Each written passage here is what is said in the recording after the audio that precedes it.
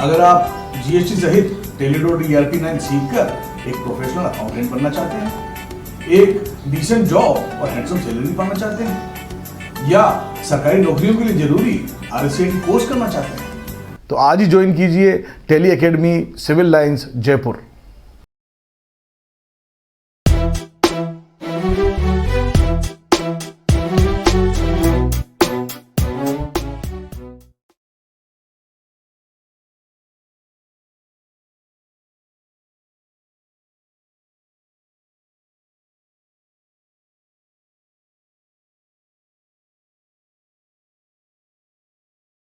नमस्कार, मैं हूं जॉर्ज ग्रोवर और मैं आप सभी का अकाउंटिंग क्लासेस की आज के सेशन में स्वागत करता हूं।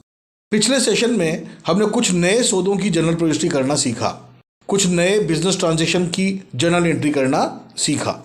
आज भी हम कुछ नए सौदों की जनरल प्रविष्टि करना सीखेंगे, लेकिन उससे पहले हम पिछले सेशन में दिए गए होमवर्क के बारे में बातचीत कर लेते हैं।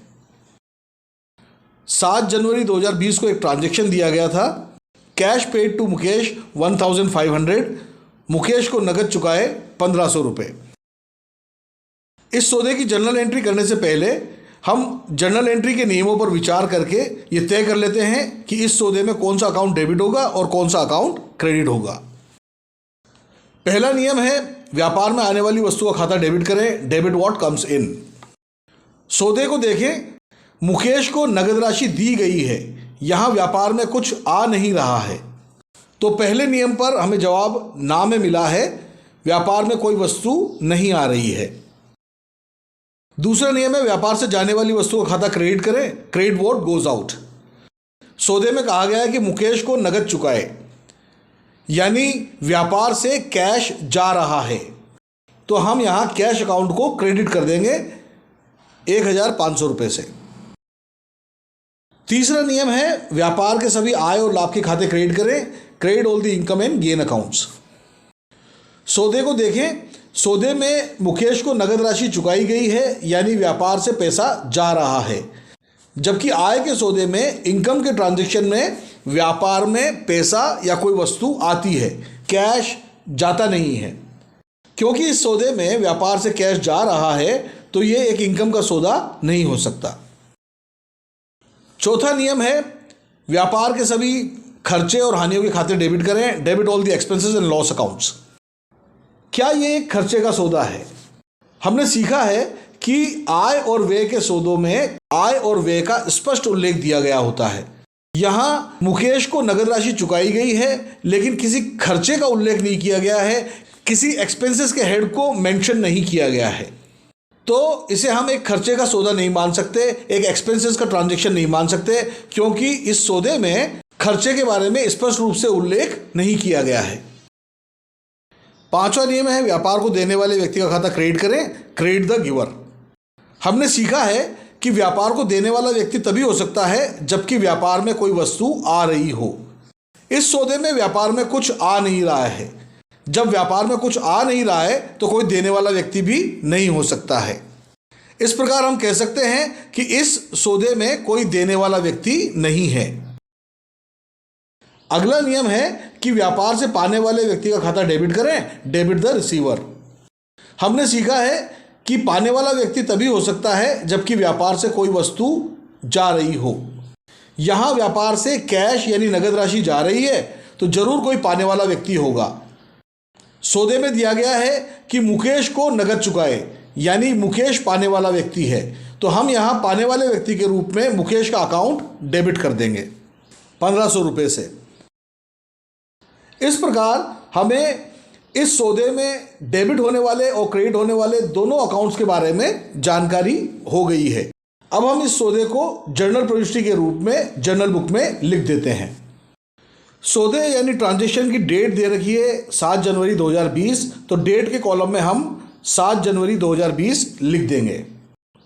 यहाँ डेबिट होने वाला अकाउंट मुकेश का है, तो हम पर्टिकुलर्स के कॉलम में लिख देंगे मुकेश अकाउंट DR।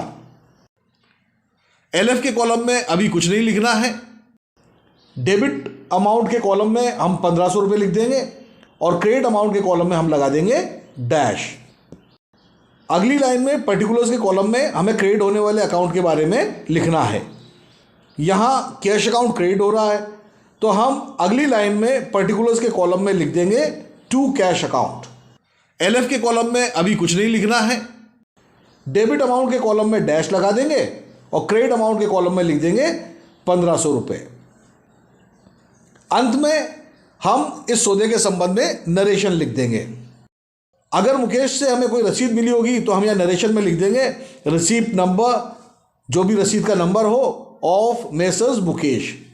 और यदि मुकेश ने हमें कोई रसीद नहीं दी है बल्कि हमने उससे वाउचर पर उसके सिग्नेचर ले लिए हैं, तो इस दशा में हम नरेशन के रूप में लिख देंगे being cash paid as per voucher, और जो भी वाउचर का नंबर होगा वो हम उसमें लिख देंगे। मैं आशा करता हूं कि आपने इसी तरीके से इस सौदे की जनरल प्रविष्टि की होगी। आइए अब हम एक और नए प्रकार का सौदा देख लेते हैं, बिजनेस ट्रांजैक्शन देख लेते हैं। व्यापार में अकाउंटिंग करने के पर्पज से व्यक्ति यानी पर्सन में मेल्स और फीमेल्स, स्त्री और पुरुष सभी शामिल हैं। जैसे राम, श्याम, मोहन, सोहन, सीता, गीता, ये सभी अकाउंटिंग के पर्पज से एक व्यक्ति, एक पर्सन माने जाएंगे। इन्हें हम प्राकृतिक व्यक्ति कह सकते हैं, नेचुरल पर्सन कह सकते हैं। इसके अलावा संस्थानों को भी हम पर्सनल अकाउंट की तरह मानते हैं, व्यक्तिगत खातों में शामिल करते हैं। इस प्रकार व्यक्तियों में प्राकृतिक व्यक्ति शामिल है, नेचुरल पर्सन शामिल है और आर्टिफिशियल पर्सन, कृत्रिम व्यक्ति भी शामिल हैं। कृत्रिम व्यक्ति या आर्टिफिशियल पर्सन का मतलब हो गया मैन मेड, मानव निर्मित। दो या अधिक व्यक्तियों ने मिलकर एक संस्थान बना दी, तो ये एक मानव निर्मित संस्थान है, आर्टिफिशियल पर्सन है। इस प्रकार Pandit Computers, Tele Academy, Agarwal Brothers, Kumawat Traders, ICICI Bank, Maruti Motors, Reliance Industries, ये सभी व्यक्तिगत खातों के ही उदाहरण हैं। अकाउंटिंग के पर्पज से जब हम किसी व्यक्ति को पाने वाले व्यक्ति या देने वाले व्यक्ति के रूप में डेबिट या क्रेडिट करते हैं, तो उनमें इस प्रकार के प्राकृतिक व्यक्ति यानी नेचुरल पर्सन भी हो सकते हैं और संस्थान, जिन्हें हम आर्टिफिशियल पर्सन कह सकते हैं, कृत्रिम व्यक्ति कह सकते हैं, वे भी हो सकते हैं। इस कंसेप्ट को, इस बात को हम एक उदाहरण के द्वारा समझ लेते हैं। एक ट्रांजैक्शन दे रखा है, एक सौदा दे रखा है। 10 जनवरी 2020 को opened a current account with ICICI bank by depositing cash ₹25,000। ICICI bank में नगद राशि जमा करके चालू खाता खुलवाया 25,000 रुपये। अब हम इस सौदे की जनरल प्रविष्टि करने के लिए जनरल प्रविष्टि के नियमों पर पहले विचार कर लेते हैं। जनरल प्रविष्टि का पहला नियम है, व्यापार में आने वाली वस्तुओं का खाता डेबिट करें, डेबिट व्हाट कम्स इन। इस सौदे को अगर हम देखें तो बैंक में नगद राशि जमा करवाई गई है, तो व्यापार में कुछ आ नहीं रहा है बल्कि जा रहा है। क्योंकि यहां व्यापार में कुछ आ नहीं रहा है तो आने वाली वस्तु का नियम नहीं लगेगा। दूसरा नियम है, व्यापार से जाने वाली वस्तुओं का खाता क्रेडिट करें, क्रेडिट व्हाट गोज आउट। सौदे में कहा गया है कि नगद राशि बैंक में जमा कराई गई है, यानी व्यापार से नगद राशि जा रही है, कैश जा रहा है, तो जाने वाली वस्तु के रूप में हम यहां कैश अकाउंट क्रेडिट कर देंगे 25,000 रुपये से। तीसरा नियम है, व्यापार के सभी आय और लाभ के खाते क्रेडिट करें, credit all the income and gain accounts. इस सौदे में व्यापार से नगद राशि जा रही है, जबकि आय यानी इनकम की दशा में व्यापार में नगद राशि या कोई वस्तु आती है। कोई भी वस्तु या नगद राशि व्यापार से जाती नहीं है। तो इस प्रकार बैंक में नगद राशि जमा कराना व्यापार के लिए एक आय का सौदा नहीं है, इनकम का ट्रांजैक्शन नहीं है। चौथा नियम है, व्यापार के सभी खर्चे और हानियों के खाते डेबिट करें, debit all the expenses and loss accounts. सौदे में दिया गया है कि बैंक में नगद राशि जमा कराई गई है, व्यापार से नगद राशि जा रही है।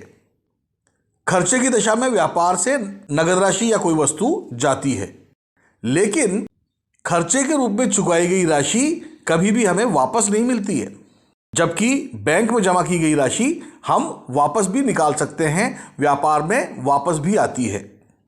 इसलिए यह खर्चे का सौदा नहीं है। इसे हम एक एक्सपेंसेस का ट्रांजैक्शन नहीं मान सकते। पांचवा नियम है, देने वाले व्यक्ति का खाता क्रेडिट करें, क्रेडिट द गिवर। व्यापार को देने वाला व्यक्ति तभी हो सकता है जबकि व्यापार में कोई वस्तु आ रही हो।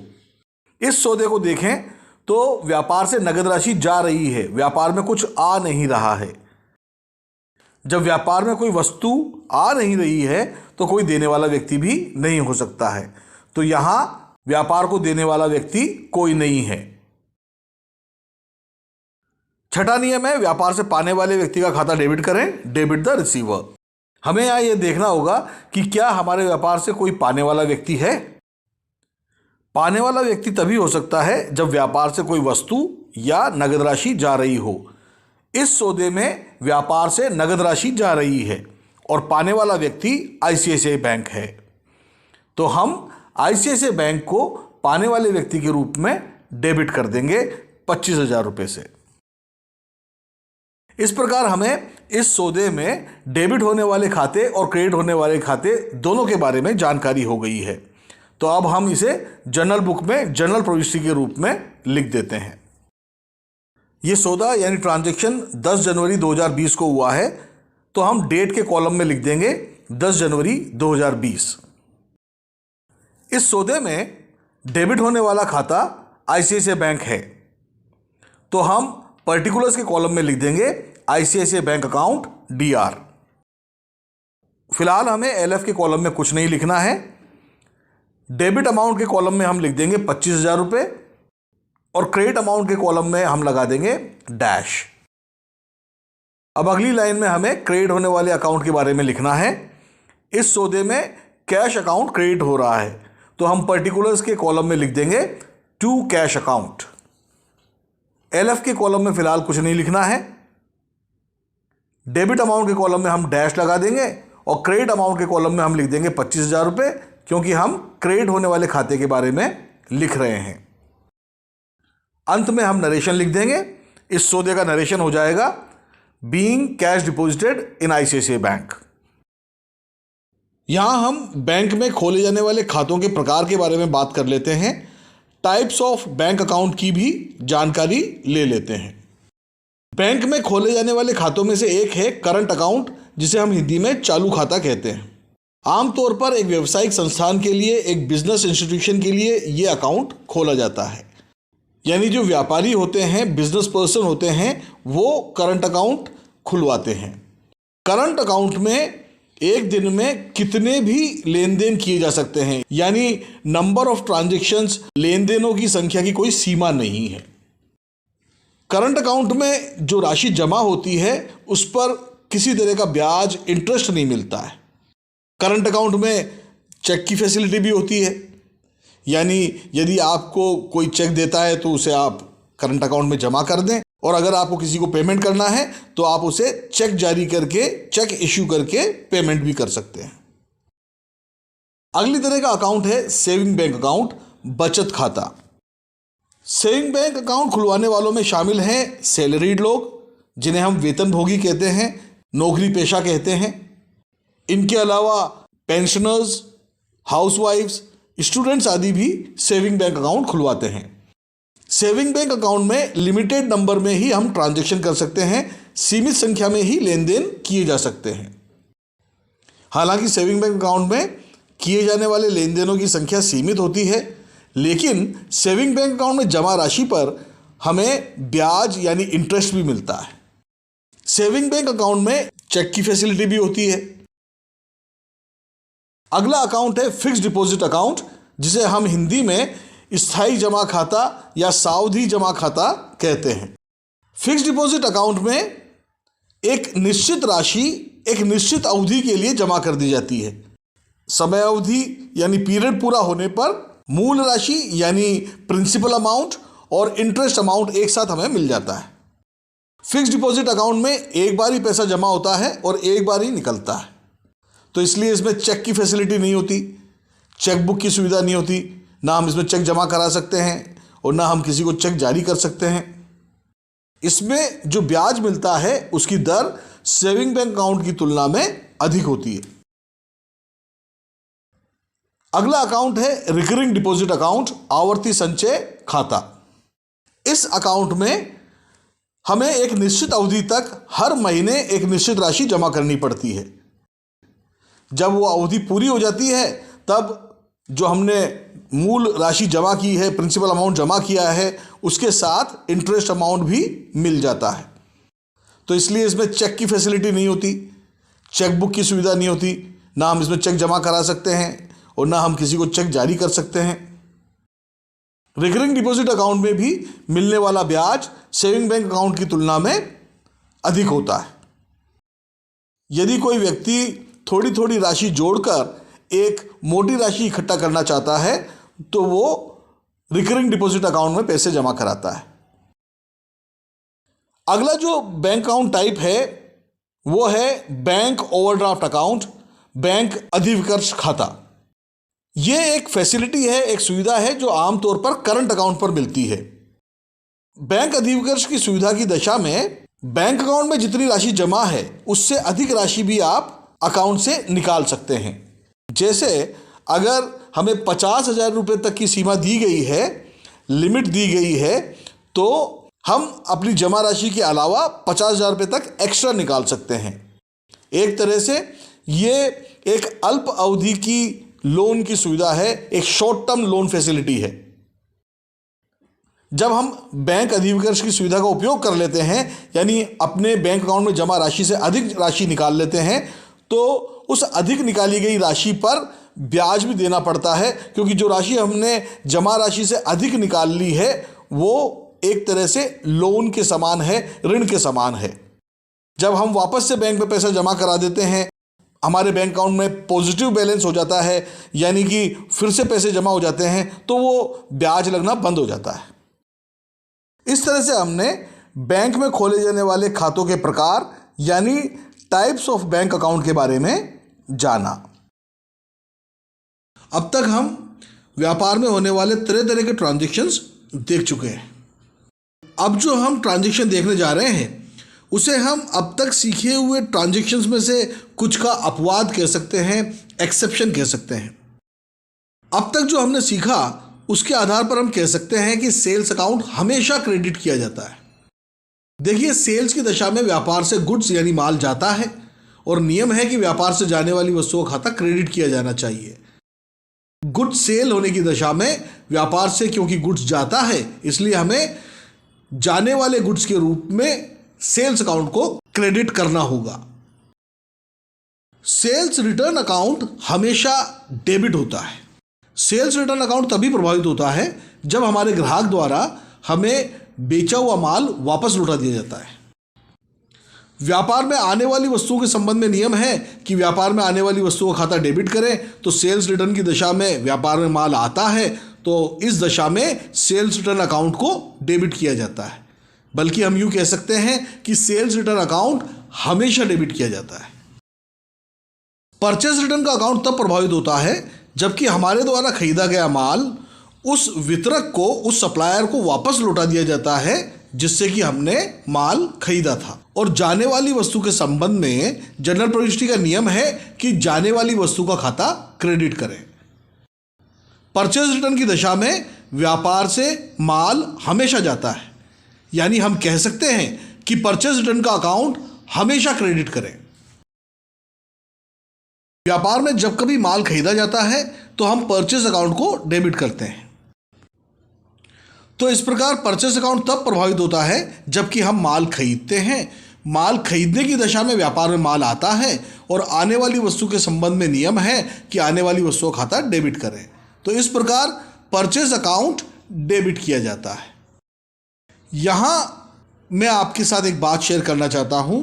परचेज अकाउंट कभी कभी अपवाद के रूप में, एक एक्सेप्शनल केस के रूप में क्रेडिट भी किया जाता है।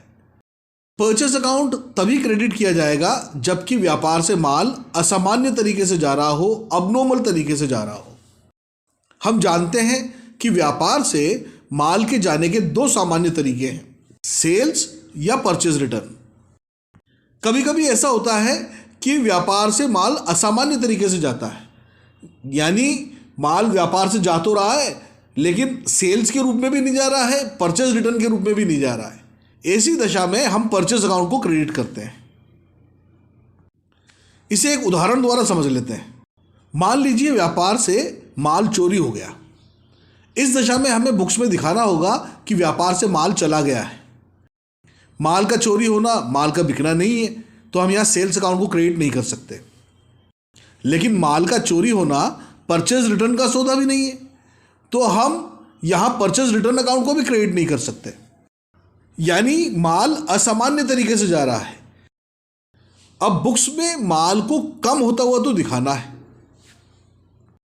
ऐसी दशा में जबकि माल सामान्य तरीके से नहीं जा रहा, तो हम माल को कम होता हुआ दिखाने के लिए परचेज अकाउंट को क्रेडिट करते हैं, यह मानते हुए कि यह कैंसिलेशन ऑफ परचेज है, क्रय का निरस्तीकरण है, माल नहीं खरीदने जैसा हो गया है। अब माल नहीं खरीदने जैसा होने का प्रभाव बुक्स में कैसे दिखाएं? माल का खरीदना, गुड्स की परचेज, हमने परचेज को डेबिट करके दिखाई थी, तो माल नहीं खरीदने जैसा हो गया, यह दर्शाने के लिए हम परचेज अकाउंट को क्रेडिट कर देंगे।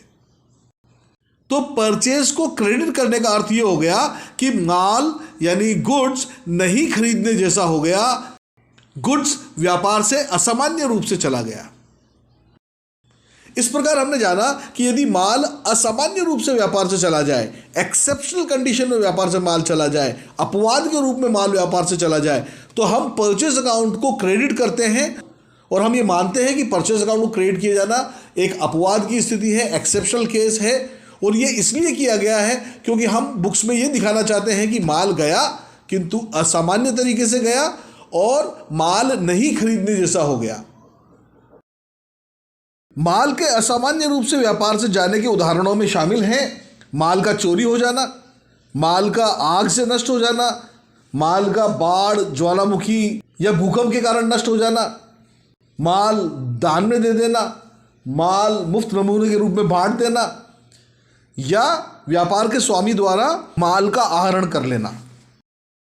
आइए हम कुछ ऐसे उदाहरण देख लेते हैं जिनमें परचेज अकाउंट अपवाद के रूप में, एक्सेप्शन के रूप में क्रेडिट किया जाता है। एक ट्रांजैक्शन दे रखा है, एक सौदा दे रखा है, 11 जनवरी 2020 माल चोरी हो गया 500 रुपये, goods lost due to theft 500 rupees. हमें इस दशा में जनरल प्रविष्टि करनी है। आइए हम सबसे पहले जनरल प्रविष्टि के नियमों पर विचार कर लेते हैं। पहला नियम है व्यापार में आने वाली वस्तु का खाता डेबिट करें, डेबिट व्हाट कम्स इन। माल चोरी हो गया है, व्यापार में कुछ आ नहीं रहा है बल्कि जा रहा है, तो पहला नियम तो इसमें नहीं लग रहा है।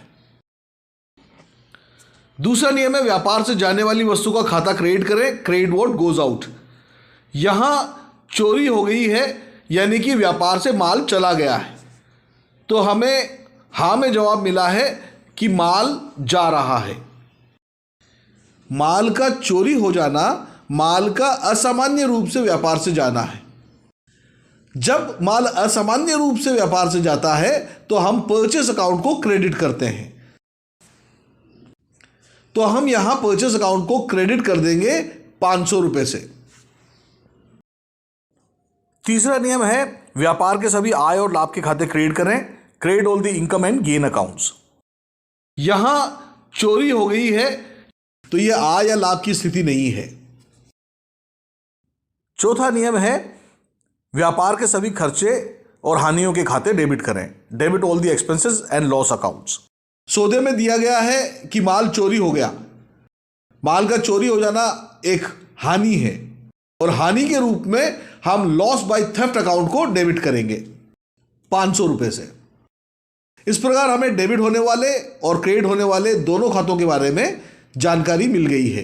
अब हम इसे जनरल प्रविष्टि के रूप में लिख देते हैं। सौदे की तारीख है 11 जनवरी 2020, तो हम डेट के कॉलम में लिख देते हैं 11 जनवरी 2020।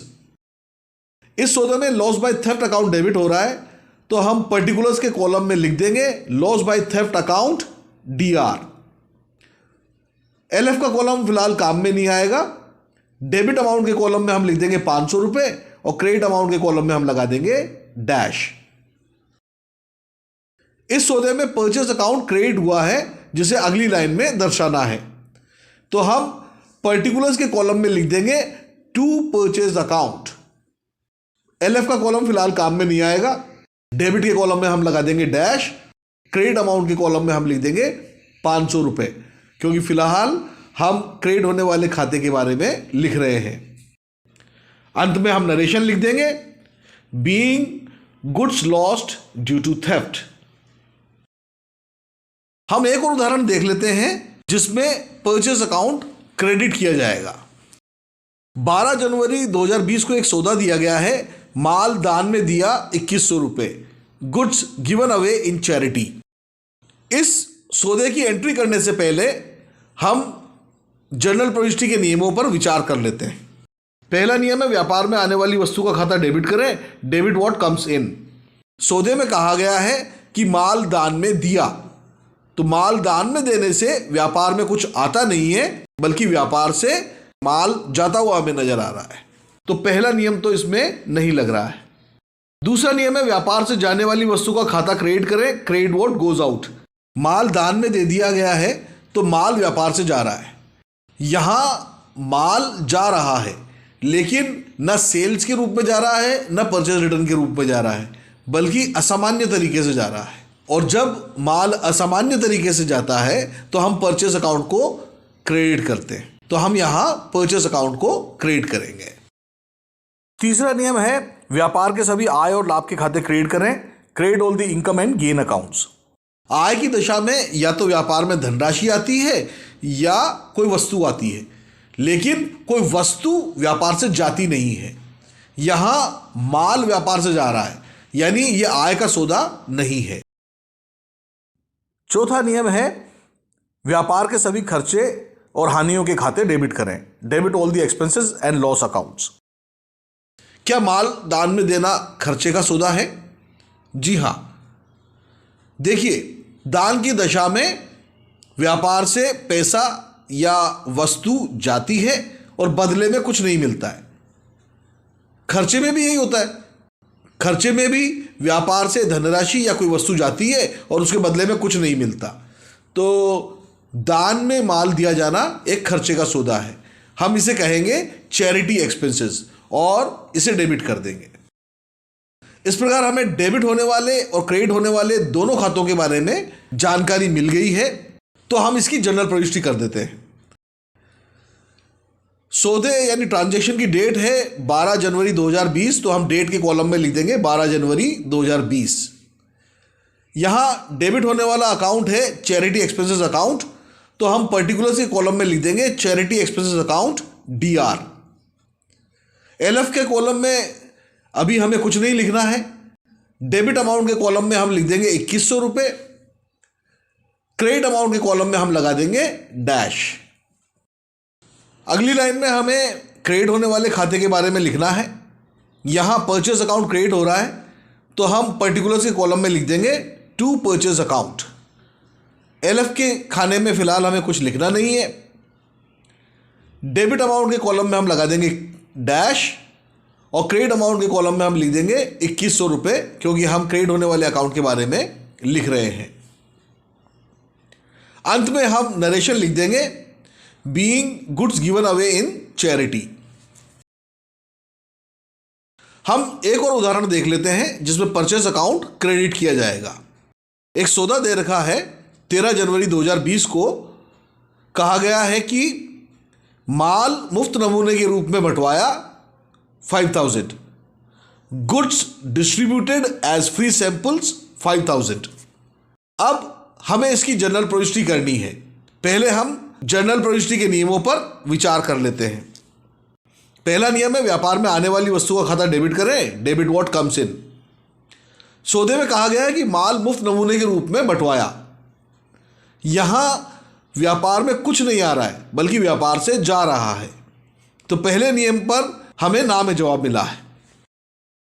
दूसरा नियम है व्यापार से जाने वाली वस्तु का खाता क्रेडिट करें, क्रेडिट व्हाट गोज आउट। सौदे में कहा गया है कि माल मुफ्त नमूने के रूप में बंटवाया गया है, यानी माल व्यापार से जा रहा है, लेकिन यह माल न सेल्स के रूप में जा रहा है न परचेज रिटर्न के रूप में जा रहा है। यानी सामान्य रूप से माल व्यापार से नहीं जा रहा है। तो इस दशा में हम परचेस अकाउंट को क्रेडिट करेंगे। तीसरा नियम है व्यापार के आय और लाभ के खाते क्रेडिट करें। Credit all the income and gain accounts. क्या यह एक आय का सौदा है? सौदे में कहा गया है कि माल मुफ्त नमूने के रूप में बंटवाया। यह एक आय का सौदा नहीं है, क्योंकि आय के सौदे में व्यापार में नगद राशि या कोई वस्तु आती है। कोई वस्तु व्यापार से जाती नहीं है, लेकिन यहां माल जा रहा है, तो इसलिए यह एक आय का सौदा नहीं है। अगला यानी चौथा नियम है व्यापार के सभी खर्चे और हानियों के खाते डेबिट करें। Debit all the expenses and loss accounts. सौदे में कहा गया है कि माल मुफ्त नमूने के रूप में बंटवाया। यह एक खर्चे का सौदा है, क्योंकि खर्चे में कोई वस्तु जाती है और उसके बदले में कुछ नहीं मिलता है। यहां मुफ्त नमूने के रूप में माल बंटवाया जा रहा है, जिसके बदले में कुछ नहीं मिलेगा, इसलिए यह एक खर्चे का सौदा है। हम यहां खर्चे के रूप में फ्री सैंपल चार्जेस या फ्री सैंपल एक्सपेंसेस के नाम से अकाउंट डेबिट कर देंगे 5,000 रुपये से। इस प्रकार हमें इस सौदे में डेबिट होने वाले और क्रेडिट होने वाले दोनों खातों के बारे में पता चल गया है। तो अब हम इसे एक जर्नल प्रविष्टि के रूप में जर्नल बुक में लिख देते हैं। यह सौदा 13 जनवरी 2020 का है, तो डेट के कॉलम में हम लिख देंगे 13 जनवरी 2020। इस सौदे में free sample expenses account debit हो रहा है, तो हम पर्टिकुलर से कॉलम में लिख देंगे free sample expenses account DR। LF के कॉलम में अभी कुछ नहीं लिखना है। डेबिट अमाउंट के कॉलम में हम लिख देंगे 5,000 रुपये और क्रेडिट अमाउंट के कॉलम में लगा देंगे डैश। अगली लाइन में हमें क्रेडिट होने वाले अकाउंट के बारे में लिखना है। यहां परचेस अकाउंट क्रेडिट हुआ है, तो हम अगली लाइन में पर्टिकुलर्स के कॉलम में लिख देंगे टू परचेस अकाउंट। LF के कॉलम में अभी हमें कुछ नहीं लिखना है। डेबिट अमाउंट के कॉलम में हम लगा देंगे डैश और क्रेडिट अमाउंट के कॉलम में हम लिख देंगे 5,000 रुपये, क्योंकि हम क्रेडिट होने वाले खाते के बारे में लिख रहे हैं। अंत में हम नरेशन लिख देंगे being goods distributed as free samples. अब हम एक और सौदा देख लेते हैं जिसमें परचेस अकाउंट क्रेडिट हो रहा है। 14 जनवरी 2020 को दिया गया है कि व्यापार के स्वामी राहुल ने घरेलू उपयोग के लिए व्यापार से माल निकाला 10,000 रुपये। Rahul the owner of business withdrawn goods from business for domestic use ₹10,000। इस सौदे की हमें जनरल प्रविष्टि करनी है। इसके लिए पहले हम जनरल प्रविष्टि के नियमों पर विचार कर लेते हैं। पहला नियम है व्यापार में आने वाली वस्तु का खाता डेबिट करें। Debit what comes in. सौदे में देखें व्यापार का स्वामी राहुल व्यापार से माल निकाल रहा है, यानी व्यापार से वस्तु जा रही है, आ नहीं रही है। तो पहले नियम पर हमें ना में जवाब मिला है। दूसरा नियम है व्यापार से जाने वाली वस्तु का खाता क्रेडिट करें। Credit what goes out. सौदे को देखने पर हमें मालूम चलता है कि राहुल ने घरेलू उपयोग के लिए व्यापार से माल निकाला है, व्यापार से माल जा रहा है। माल सेल्स के रूप में भी नहीं जा रहा है और परचेज रिटर्न के रूप में भी नहीं जा रहा है। यदि व्यापार से माल असामान्य रूप से जाता है, यानी न माल बिककर जा रहा है न परचेज रिटर्न के रूप में जा रहा है, तो हम परचेज अकाउंट को क्रेडिट करते हैं। तो हम यहां माल के रूप में परचेज अकाउंट को क्रेडिट कर देंगे 10,000 रुपये से। तीसरा नियम है व्यापार के सभी आय और लाभ के खाते क्रेडिट करें। Credit all the incomes and gains. यहां व्यापार से माल जा रहा है और आय की दशा में व्यापार से कोई वस्तु जाती नहीं है, तो इसलिए यह आय का सौदा होना संभव नहीं है। अगला यानी चौथा नियम है व्यापार के सभी खर्चे और हानियों के खाते डेबिट करें। Debit all the expenses and loss accounts. व्यापार के स्वामी द्वारा आहरण किया जाना खर्चा नहीं है, क्योंकि खर्चे के रूप में गई हुई राशि या वस्तु वापस वसूली नहीं जा सकती। जबकि यदि व्यापार का स्वामी व्यापार से आहरण करता है तो आहरण से संबंधित राशि उसकी पूंजी में से घटा दी जाती है। यानी व्यापार का स्वामी यदि आहरण कर रहा है तो वो अपने द्वारा लगाई गई पूंजी के बदले ही कर रहा है, तो इसे हम एक खर्चा नहीं मान सकते। कुल मिलाकर व्यापार के स्वामी द्वारा किया गया आहरण व्यापार के लिए खर्चा नहीं है। 5वां नियम है व्यापार को देने वाले व्यक्ति का खाता क्रेडिट करें, क्रेडिट द गिवर। देने वाला व्यक्ति तभी हो सकता है जबकि व्यापार में कोई वस्तु आ रही हो। इस सौदे में व्यापार में कुछ आ नहीं रहा है तो यहां देने वाला व्यक्ति भी नहीं है। 6वां नियम है व्यापार से पाने वाले व्यक्ति का खाता डेबिट करें, डेबिट द रिसीवर। पाने वाला व्यक्ति तभी हो सकता है जबकि व्यापार से कोई वस्तु जा रही हो। यहां व्यापार से माल जा रहा है तो पाने वाला व्यक्ति भी अवश्य होगा। यहां पाने वाला व्यक्ति व्यापार का स्वामी है, राहुल, तो राहुल का अकाउंट डेबिट होगा। लेकिन हम पहले भी ये जान चुके हैं कि यदि व्यापार का स्वामी व्यापार से आहरण करता है तो उसके नाम के साथ ड्राइंग शब्द भी लगा दिया जाता है। तो हम यहां व्यापार के स्वामी का खाता राहुल्स ड्राइंग्स अकाउंट के नाम से डेबिट करेंगे 10,000 रुपए से। इस प्रकार हमें इस सौदे में डेबिट होने वाले और क्रेडिट होने वाले दोनों खातों के बारे में पता चल गया है। तो आइए अब हम इसे एक जर्नल एंट्री के रूप में जर्नल बुक में लिख देते हैं। देखिए सौदा 14 जनवरी 2020 का है तो डेट के कॉलम में हम लिख देंगे 14 जनवरी 2020। यहां राहुल्स ड्राइंग्स अकाउंट डेबिट हो रहा है तो हम पर्टिकुलर्स के कॉलम में लिख देंगे Rahul's drawings account DR। LF के कॉलम में अभी कुछ नहीं लिखना है। डेबिट अमाउंट के कॉलम में हम लिख देंगे 10,000 रुपए और क्रेडिट अमाउंट के कॉलम में हम लगा देंगे डैश। अगली लाइन में हमें क्रेडिट होने वाले खाते के बारे में लिखना है। क्रेडिट होने वाला खाता परचेस अकाउंट है तो हम अगली लाइन में पर्टिकुलर्स के कॉलम में लिख देंगे टू परचेस अकाउंट। LF के कॉलम में अभी कुछ नहीं लिखना है। डेबिट अमाउंट के कॉलम में हम लगा देंगे डैश और क्रेडिट अमाउंट के कॉलम में हम लिख देंगे 10,000 रुपए क्योंकि हम क्रेडिट होने वाले खाते के बारे में लिख रहे हैं। अंत में हम नरेशन लिख देंगे being Rahul the owner of business withdrawn goods from business for domestic use. इस तरह हमने कुछ ऐसे सौदे देखे, कुछ ऐसे ट्रांजैक्शंस देखे जिनमें परचेज अकाउंट अपवाद के रूप में, एक्सेप्शन के रूप में क्रेडिट होता है। अब तक हमने जितने तरह के सौदों की जनरल प्रविष्टि करना सीखा है उनके आधार पर हमने एक क्वेश्चन पेपर बनाया है। इसमें कुछ सौदे दे रखे हैं, आपको इनकी जनरल प्रविष्टि करनी है। आपको इन सौदों में जनरल प्रविष्टि के नियमों पर विचार करते हुए यह तय करना है कि कौन सा अकाउंट डेबिट होगा और कौन सा अकाउंट क्रेडिट होगा, और साथ ही जनरल बुक में इनकी जनरल प्रविष्टि किस प्रकार की जाएगी यह भी करके दिखाना है।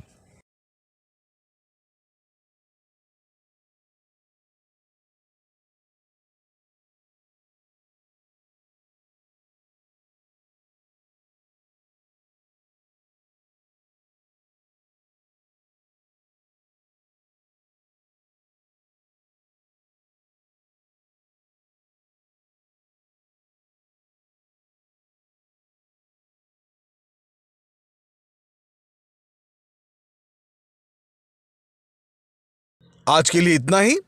धन्यवाद।